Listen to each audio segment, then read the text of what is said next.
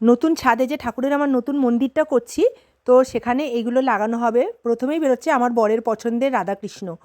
এটা পুরো পাথরের, তো এটা আমাকে না বলেই কিনেছে, আমি যদি বাধা দিই ওই জন্য না বলে বাপ মেয়ে দুজনে মিলে এটা করেছে।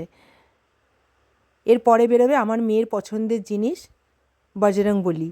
তো এইগুলো পুরো পাথরের, এগুলো মন্দিরের মানে ওই যে নতুন যে ঠাকুরের মন্দিরটা হবে ছাদের মধ্যে, তো সেই ছাদের মধ্যে ওটা মানে ওই মন্দিরটার মধ্যে এটা সেট করা হবে। তো দাদাভাই দেখিয়ে দিচ্ছে কোনো জায়গায় ডিসপুট আছে নাকি, দিদিভাই একটু দেখে নিন, নাহলে তো আমাদেরই তো দোষ হবে। এই যে দেখো কি সুন্দর, আমার মেয়ে একটু হাত দিয়ে চেক করে নিচ্ছে যে ওর বজরংবলী ভাইয়ার কোনো রকম চোট লাগেনি তো। দেখো, তো মেয়ে এসে সব দেখে নিচ্ছে সব জায়গায় ঠিক আছে কি না।